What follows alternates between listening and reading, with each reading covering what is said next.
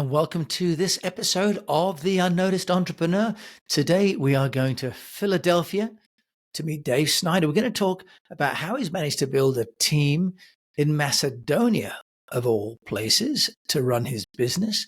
And I'm still here just in Wiltshire. Doesn't sound nearly as glamorous as running a business between Philadelphia and Macedonia, but we're going to talk about backlinks. We're talking about managing an intercultural team, and we're going to talk about things that we can all do better to get our businesses noticed. Dave, welcome to the show. Thanks for having me, Jim. Hey, it's my pleasure. Now, you have had your company shortlist.io since 2018, and you started it in Philadelphia, but you've got a team in Macedonia. So I'd love for you to first of all tell us about the business, but then also how can you end up having a team where you are the remote worker and the business is somewhere else? Yeah, those are, it's sort of funny to be here as well, because that wasn't exactly what I was expecting when I started business or entrepreneurship. Shortlist in and of itself is we call it a link building agency. We offer a couple different services related to SEO, inbound marketing, such as link building, content strategy and creation, and website design dev. So you can think of it as a mini marketing agency. As you mentioned, the entire team, for the most part, is in Macedonia. There's a person or two also in Serbia and Croatia, but the vast majority of around 20 of us or so are in Macedonia, and we have a office in Skopje where the majority of the team meets daily, with the exception of myself. It's interesting to be working with a company based in Macedonia. In fact, I've met a lot of entrepreneurs, but I'm sort of the first one who has picked that location. Historically, going back some years, I was a digital nomad and traveled to a lot of different countries, Macedonia being included one of them. And during that time, I got used to working with virtual assistants from the Philippines and Asia and Eastern Europe. And I myself am married to a girl who was born in Russia. I speak Russian, so always very comfortable with Eastern Europe. And when I started Shortlist 5 years ago and was looking to grow it and finally had a little more work than I could handle, I went on, I think it was Upwork, and put out some requests, and an individual named Victor got in touch with me from Macedonia, and his pitch was really good, and I invited him on to become a member of the team, and we worked together for a couple of months. And when we had enough work that we needed a third and a fourth person, I asked him if he knew anyone, because I had done a company before called Ninja Outreach, where I had a remote team and everybody was all different types of geographies, like Mexico and Eastern Europe and Asia. And basically, as much as it was great to have this multicultural team, I always struggled with the logistical aspects of scheduling a call that worked for everybody, and everybody had to speak English when it wasn't their native language. And they were never able to work in person, obviously, because everybody was remote. And I wanted to try something a little different this time with Shortlist. I wanted to have the company be based in one individual area where everyone could get together, speak their native language, and maybe I could go visit them and visit their office. And eventually that became Skopje, Macedonia. Well done. I think on your website, which I'm showing for those people watching the video, we can see Victor. And I think the lady next to him has the same surname. So is that his wife or his sister? That's his sister. Yeah. So those three that you're showing there are kind of employee number 1, 2, and 3. Essentially, when I was looking to add to the team, I asked Victor who he knew, and his sister and his friend were available, so they came on. That's a lovely story. And today, link building, it's a little bit of a black art, and I've had some guests on before talking about link building, but how does a company sort of use link building? Because one of the challenges that we've seen is getting people to link back to our website. So if we have some content, why would they link back to someone else's website? Because they really only want the traffic one way, don't they? How do you get a relationship to be two-way? There are many different ways to do link building. It's a surprisingly larger industry or marketing strategy than many kind of understand. And even the link building that we do at Shortlist is a very kind of subset of all the different approaches and techniques to link building. So, in some ways, that has to be taken into consideration. There are, but I guess for starters, when you create content on your website, people hopefully will eventually link to you naturally. Just from you creating some content, it being valuable, it being useful, people will come across it on the web and they will link to you.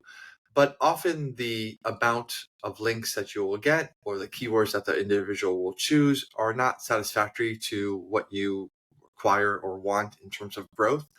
And although Google's algorithm for search is, secret in the larger sense, we know that links, backlinks are a large part of that algorithm. And so many companies will say, we need to go out and proactively acquire some more links to kind of meet the demand that we're looking to have here.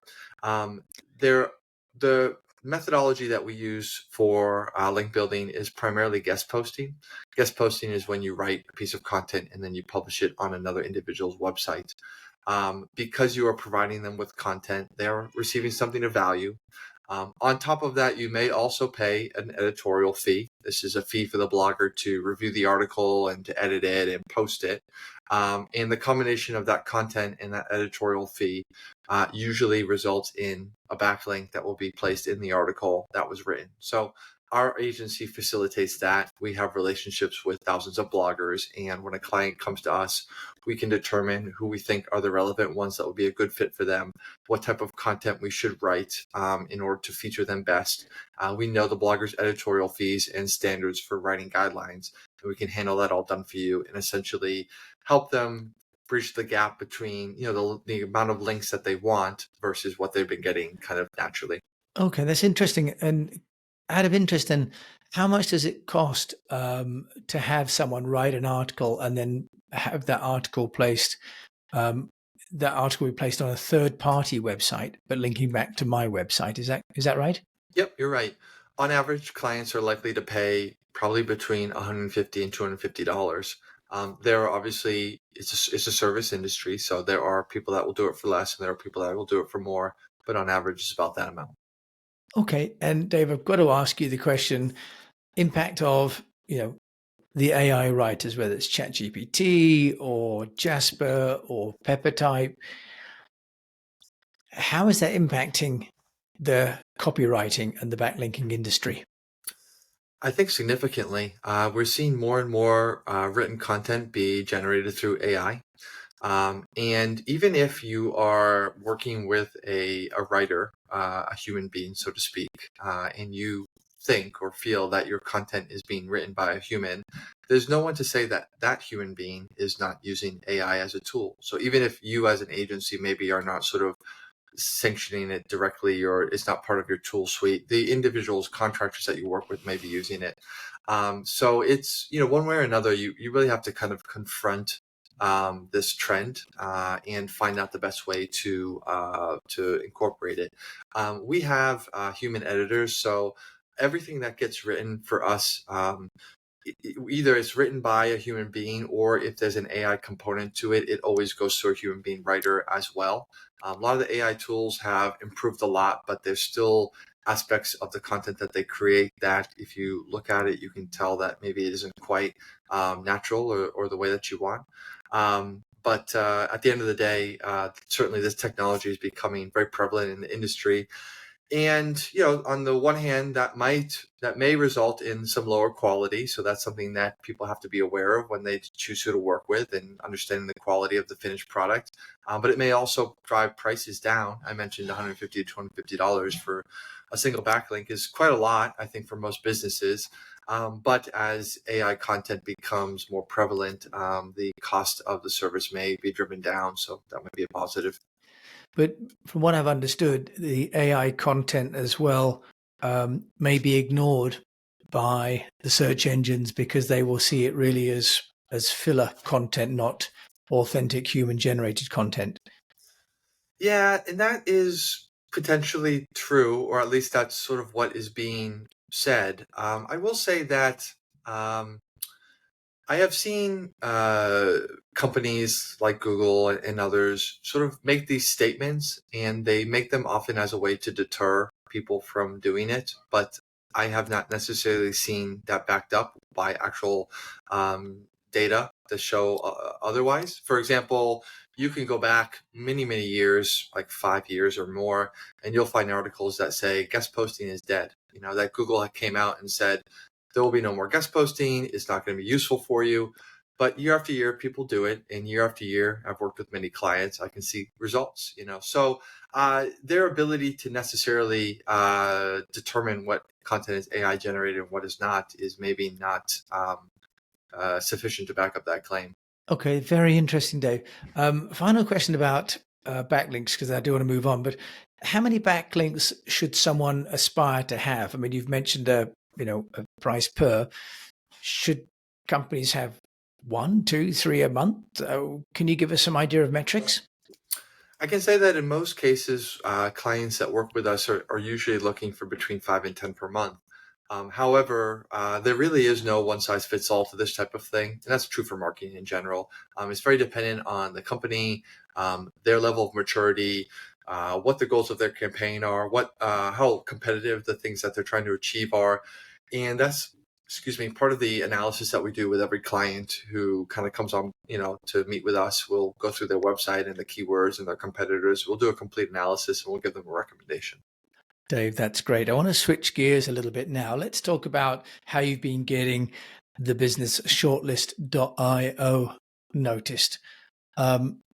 What have you been doing as an entrepreneur? And I would like just to sort of draw your attention to what you've been doing on the environmental side, because I noticed on your website, you've got some core values, but you've also got some work that you've been doing, I think, with regards to planting trees and so on. So can you just share with us what you're doing to get the company noticed, but also quite interested in this environmental do good in the world dimension to your business? Yeah, let me start with the latter and then I'll kind of go with the former. You know, as an individual, sort of as an entrepreneur, obviously there's a top level need, with running the business and earning a certain amount to be able to kind of provide the life that you're looking to live. But beyond that, I like to think that many of us, when we do get into entrepreneurship, we have a greater good mentality that we're looking to kind of help people or help the world in some way, whatever way that we can. When Shortlist was first started as a really young company that was just trying to get some legs under it, we weren't necessarily in a position to do volunteering and things like that. However, as the company has sort of grown and matured, reached a little bit of a level of profitability, the questions about what else can we really do here started to come up. At first, first I looked at what some of the things that I thought would be nice, which was the environmental aspect. Stripe actually has a nice Stripe is a payment processor that we use. They have a nice climate initiative program. You can donate a portion of the revenue that comes in is processed through Stripe into some programs that they have picked out that are working on climate change. In addition to that, there was a nice organization called One Tree Planted, and we came up with a thing that for every link that we build, we'll plant a tree. And so those two things basically became kind of pillars of the environmental aspect of the business. And then recently in the last six or so months, as much as I thought that those are really nice initiatives and we were sort of proud of them, I started to realize that we are a company in Macedonia. Macedonia, for lack of a better word, I think is classified as third world. Based on the economic situation in the country, it's not a wealthy country. And I said, we should probably this is something unique about us, about Shortlist, that the majority of the people are in Macedonia. So we should also try to tailor our efforts to be doing something in Macedonia. And so we found an organization called Open the Windows, which is basically an organization that helps kids with developmental issues learning. And so we have been donating to them every month. And also because it's a local business, local to the people that live in Macedonia on the team, once a month or so, we send a couple individuals from the team to go over there and volunteer. And I thought that was, really cool. I mean, unfortunately, being in Philadelphia isn't something that I'm able to participate in all the time. I'm hoping to make a trip out to Macedonia soon and to visit them. But Basically, I thought it was cool that we could not only provide something for them financially, but also really some hands-on work as well, and helping them with their marketing. Yeah. Yeah, and I was just trying to find, Macedonia is just north of Greece, isn't it? So Correct. Yeah. it's a beautiful part of the world, actually, as well. So that's really wonderful. And speaking of little legs, if anybody heard any noises in the background, I think Dave, you got a young one. Yeah, yeah. She should be going down for a nap pretty soon, but she's out there now. Yes, and no, so if anyone can hear any noises in the back, and my bells are going because the church is ringing. So for anyone listening in, if we can't get rid of those noises, Dave and I decided to carry on like troopers. I hope your daughter gets a bit of a rest Yeah. because they're not easy. Dave, in terms of what you've learned as an entrepreneur and maybe a mistake or something that you think from a visibility point of view hasn't gone according to plan while you're building shortlist.io, is there anything that you could share, sort of almost like advice to others, unnoticed entrepreneurs? Yeah, made plenty of mistakes along the way. I think many of them came from trying to be something we were not. So, for example, two things that we did in earlier years. Number one was I thought that the natural progression for our business was to be a full service marketing agency and to include other services that we don't offer now, to sort of round us out. I sort of saw what bigger companies were doing and what they looked like and thought, oh, I want to be them. So I should basically offer those same services and things like that. In doing so, I felt that we really kind of lost our identity, and it became very difficult to manage the business and to kind of unite the team around certain kind of services and principles. We ended up eventually having to kind of cut certain departments, and I had to find replacement jobs in other companies for all those individuals to essentially kind of make the team kind of leaner. We had also tried to niche ourselves down too much. I had decided at one point that we were going to work very specifically with health and wellness brands, and that was going to be our angle. There are many agencies who do link building and SEO services, and we were looking for a way to differentiate ourselves. So we decided to come up with this kind of health and wellness angle. But we really didn't have any credibility behind that. We weren't known in that space. We weren't operating, we weren't really promoting those space. A lot of the customers that were originally came on to shortlist were people that my partner met, and he wasn't necessarily meeting those types of companies. And so all of that really just kind of failed. And I think, when we looked at it, we realized that, we were okay being smaller, and we were okay being boutique, and we were okay servicing everybody. And that has worked for us. Okay, that's very interesting. I noticed on your website you've got quite a few healthcare, so you had to get the balance between being too broad and too multi-service and too niche as well. And Dave, I did want to just touch on something that we discussed a bit earlier on about a slightly different approach you've got as well with your team, because you have to manage them remotely, and sort of the cultural issues and around your holiday policy, because as a smaller company, it's often hard to engage and retain staff, especially at a distance. Do you want to share with us your rather innovative approach to dealing with the fact you don't have a lot of budget necessarily to hire people in, but you do have something else that you can offer staff or potential employees? What is that, Dave? Just share about your holiday policy. Yeah, sure. So, one thing to know, obviously, when you work with remote teams from different cultures, is that the way different countries handle their benefits and their expectations for work may be different from what you're used to. In the States, companies do different types of holiday policies, usually 2, 3, 4 weeks. But in Macedonia, there's sort of a legal law of a minimum number of days. I think it's something like 23.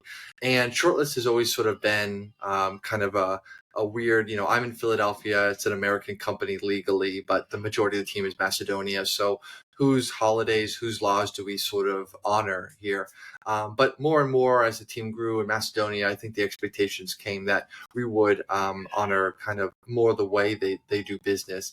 And so when originally Shortlist being kind of a 2 year startup, didn't really have like I said, the profitability really to honor 23 days for every single employee at the time. I did want to make some good on that as we did eventually mature, and now we're in a bit better shape.